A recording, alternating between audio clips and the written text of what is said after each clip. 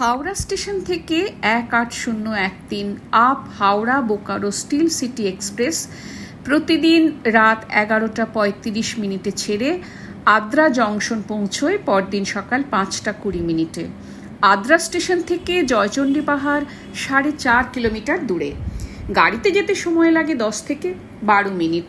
তাই জয়চণ্ডী পাহাড় যেতে গেলে আদ্রা হয়ে যাওয়াই সুবিধের। আর কলকাতা থেকে যদি সরাসরি গাড়ি নিয়ে জয়চণ্ডী পাহাড় যেতে চান তবে বাঁকুড়া বিষ্ণুপুর হয়ে 230 কিলোমিটার দূরত্ব আপনি 6 ঘন্টায় পৌঁছে যাবেন। পুরুলিয়া শহর থেকে জয়চণ্ডী পাহাড়ের দূরত্ব প্রায় 45 কিলোমিটার এবং আসানসোল থেকে প্রায় 48 কিলোমিটার। রঘুনাথপুর থেকে স্থানীয় টোটো বা অটো নিয়েও জয়চণ্ডী পাহাড়ে পৌঁছানো সম্ভব। আদ্রা স্টেশনে পৌঁছে ট্রেন যেদিকে যাচ্ছে সেদিকে এগিয়ে গিয়ে ওভারব্রিজে উঠে আপনি ডান দিকে গিয়ে স্টেশনের বাইরে এসে গাড়ি নিতে হবে জয়চণ্ডী পাহাড় যাওয়ার জন্য স্টেশনে অনেক টোটো আছে।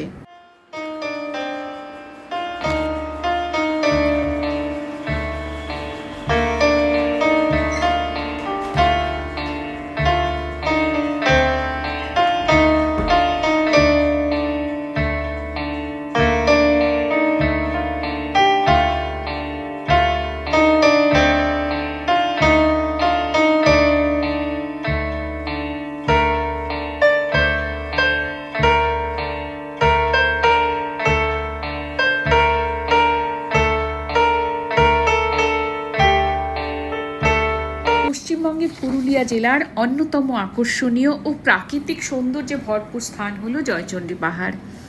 এটি শুধুমাত্র প্রকৃতি প্রেমীদের জন্য নয়, ট্রেকার, ইতিহাস প্রেমী এবং ভক্তদের কাছেও একটি গুরুত্বপূর্ণ গন্তব্য। এই পাহাড় তার নয়নাভিরাম দৃশ্য, ট্রেকিংয়ের সুযোগ এবং মন্দিরের ঐতিহ্যের জন্য বিখ্যাত। জয়চণ্ডী পাহাড় পশ্চিমবঙ্গের পুরুলিয়া জেলার রঘুনাথপুরের কাছে অবস্থিত। অনেক পর্যটক এখানে ক্যাম্পিং করতে আসেন। স্থানীয় কিছু সংস্থা ট্রেকিং ও ক্যাম্পিংয়ের ব্যবস্থা করে। পাহাড়ের পাদদেশে বিস্তীর্ণ খোলা জায়গা থাকায় এটি পিকনিকের জন্যও আদর্শ স্থান। শীতকালে অনেক পরিবার এবং বন্ধুরা মিলে এখানে বনভোজন করতে আসেন। এটি প্রায় 800 ফুট উচ্চতার একটি শৈলশ্রেণী, যা ছোটনাগপুর মালভূমির অংশ। চারপাশে লাল মাটির জমি, খোলা আকাশ, সবুজ বনাঞ্চল ও পাহাড়ের অপরূপ দৃশ্য জয়চণ্ডী পাহাড়কে এক অনন্য রূপ দিয়েছে। শীতকালে এবং বসন্তকালে এখানকার আবহাওয়া বেশ মনোরম থাকে, যা পর্যটকদের কাছে বিশেষভাবে আকর্ষণীয়।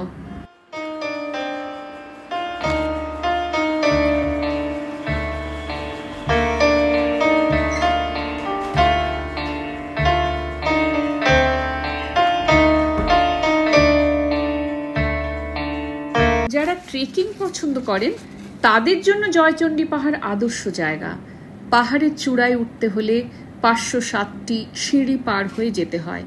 তবে যারা আরও চ্যালেঞ্জিং ট্রেক পছন্দ করেন তারা সিঁড়ি ব্যবহার না করে পাহাড় বেয়ে উঠতে পারেন। পাহাড়ের ঢাল যথেষ্ট খাড়া এবং পাথরের উপর দিয়ে হাঁটতে হয়, যা ট্রেকিং প্রেমীদের কাছে আকর্ষণীয়।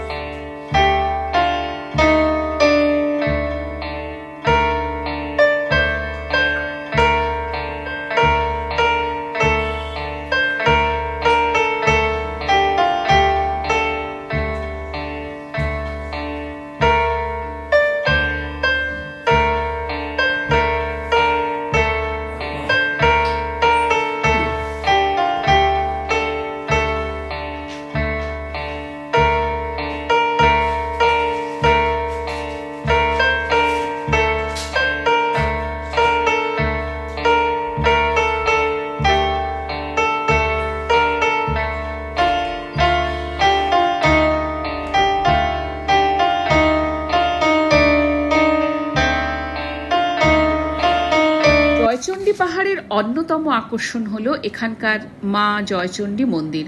পাহাড়ের চূড়ায় অবস্থিত এই মন্দিরটি মা চণ্ডীর প্রতি উৎসর্গীকৃত। কথিত আছে প্রাচীনকাল থেকেই এই স্থান শক্তিপীঠ হিসেবে পূজিত হয়ে আসছে। আর স্থানীয়রা এখানে দেবীর আরাধনা করেন।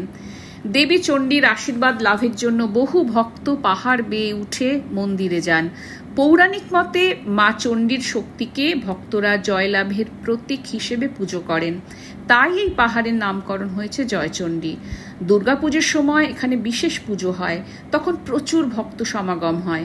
জয়চণ্ডী মাতার মন্দির ছাড়াও এখানে একটি বজরংবলীর মন্দিরও আছে।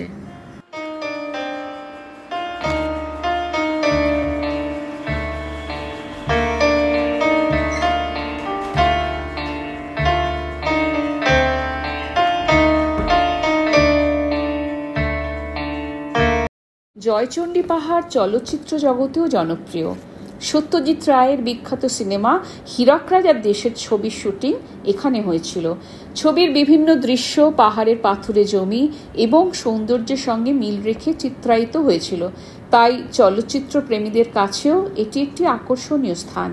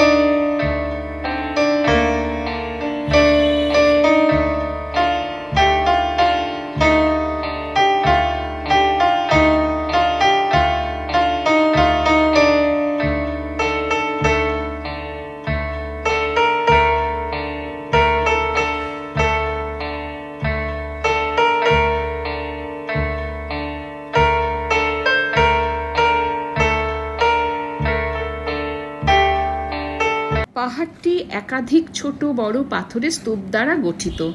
পাহাড়ের চূড়া থেকে রঘুনাথপুর শহরের এবং আশেপাশের বিস্তীর্ণ এলাকা দেখা যায়, যা পর্যটকদের মুগ্ধ করে। এখানকার সন্ধ্যার সূর্যাস্ত এবং ভোরের সূর্যোদয় প্রকৃতি প্রেমীদের জন্য এক অনন্য অভিজ্ঞতা এনে দেয়।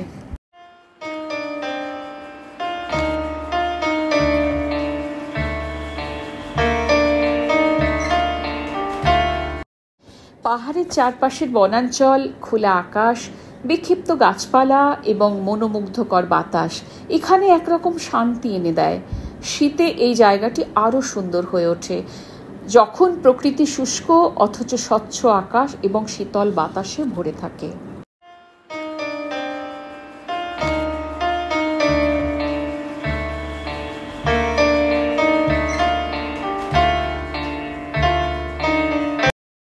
যদিও সারা বছর জয়চণ্ডী পাহাড় ভ্রমণ করা যায়, তবে অক্টোবর থেকে মার্চ মাস পর্যন্ত সবচেয়ে ভালো সময়। এই সময় আবহাওয়া ঠান্ডা এবং আরামদায়ক থাকে। গরমকালে পাহাড়ে উঠতে অসুবিধে হতে পারে, কারণ তখন সূর্যের তাপ প্রবল থাকে। আরামদায়ক পোশাক এবং ভালো গ্রিপযুক্ত জুতো পরা জরুরি, বিশেষ করে যদি ট্রেকিং করতে চান। শীতকালে খুব সকালে গেলে কুয়াশার কারণে দৃশ্যমানতা কম থাকতে পারে, তাই সময় মতো পরিকল্পনা করা ভালো। যারা পাহাড়ে উঠতে অভ্যস্ত নন তারা ধীরে ধীরে উঠবেন এবং মাঝে মাঝে বিশ্রাম নেবেন। প্রচুর জল এবং প্রয়োজনীয় খাবার সঙ্গে রাখা ভালো, কারণ পাহাড়ের উপরে খাবারের দোকান কম রয়েছে। বর্ষাকালে পাহাড়ের পাথর পিচ্ছিল হয়, তাই সে সময় আরোহণ করা বিপজ্জনক হতে পারে। পাদদেশে চা জলখাবারের অনেক দোকান আছে। উপর থেকে নেমে এসে কিছু সময় এখানে বিশ্রাম নেওয়া যায়।